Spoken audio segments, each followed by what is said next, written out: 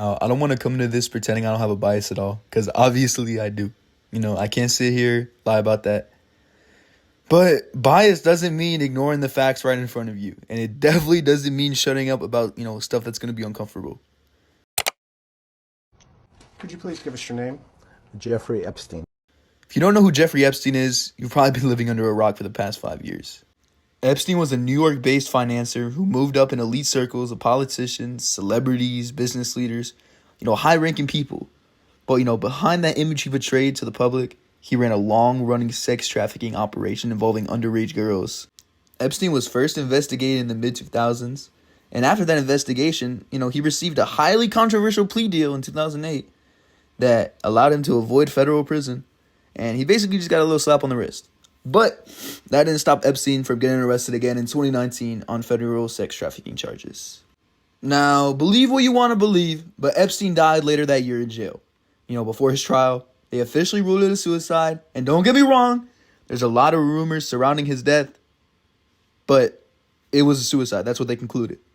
Now, with the death of Epstein, that ended the criminal cases, but not the public's questions. All the documents, lawsuits, investigations left behind are what people now refer to as the Epstein files. But to really understand this, we have to look at what the Epstein files really even are. People use for thousands, and I mean literally thousands of pages in federal investigations. Many of them carried out by the Federal Bureau of Investigation. Most of these documents are court filings, flight logs, depositions, and media investigations. And honestly, I went through a lot of them. And, I don't know what I was looking at half the time. It's a lot of, federal mumbo-jumbo. But if you genuinely don't think Epstein is bad enough already, here's a direct quote from a court case in 2009. If you want to look at any of these documents yourself, they're all posted on justice.gov under the Freedom of Information Act. And, there's a lot of stuff. This specific part is from Epstein Part 22 on page 4. Now, this is a direct quote from one of the attorneys of the victims involved in the case. While Jane Doe number 4 and I were in the lobby of 350th Australian Avenue South at approximately 1 p.m. for her deposition on September 16th, 2009, crossed paths with Jeffrey Epstein and someone who appeared to be his bodyguard. Jeffrey Epstein stopped walking and began to stare and intimidate Jane Doe number 4.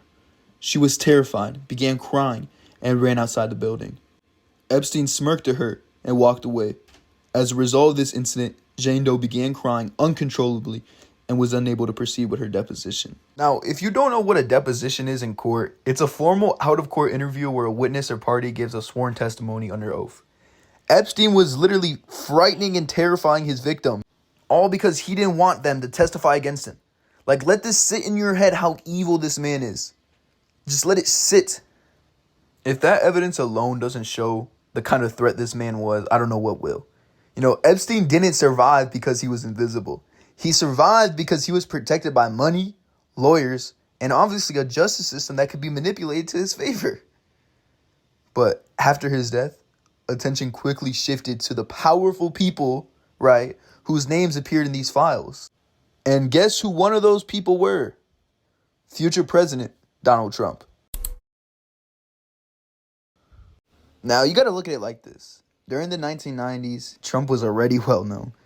He leaned heavily into celebrity culture to keep his name relevant, obviously. Appearances in movies like Home Alone, his show The Apprentice, and countless TV interviews.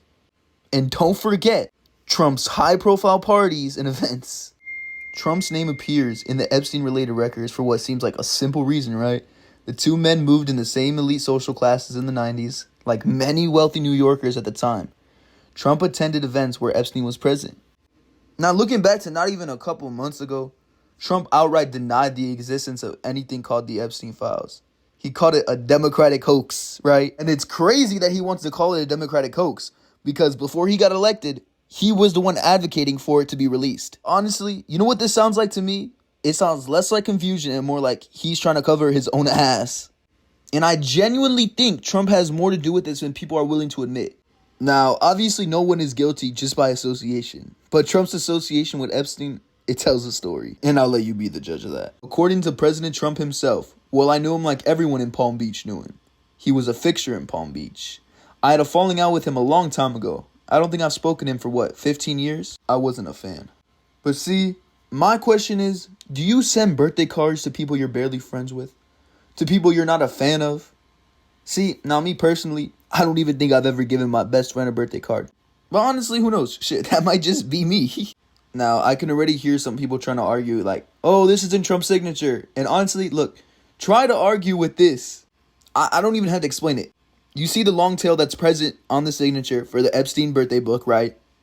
Same long tail in a June 2001 letter to Rudy Giuliani and to 1998 to two New York City officials, right? Same long tail.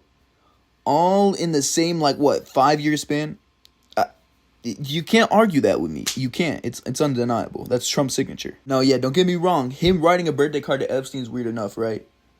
But the birthday card in question is weirder, right? Because it has an exaggerated outline of a woman's body. But what's even weirder is what the card actually says towards the bottom, right? Trump writes, "A pal is a wonderful thing. Happy birthday, and may every day be another wonderful secret." Now, my question is, what's exactly their big secret they're trying to hide?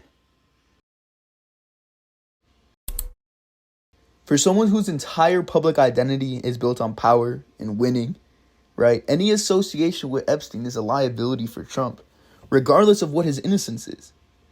It sounds simple, and it really is. Trump may feel sort of guilty being associated and doesn't want to take a liability having his name linked with sex trafficking. And this could explain why Trump was so hesitant in acknowledging the existence of the documents in the first place. These files were made up by Comey.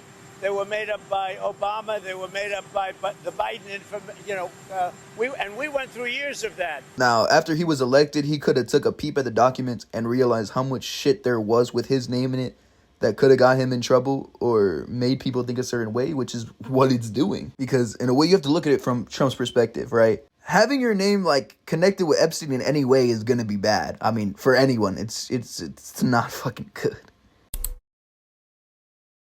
The birthday letter. Now, the letter suggests familiarity, not distance from each other, right? Like Trump is trying to claim.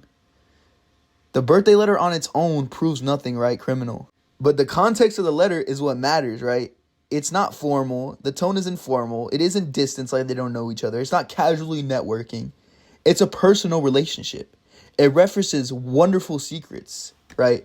What's their wonderful secrets? My theory is that Trump knew what Epstein was doing.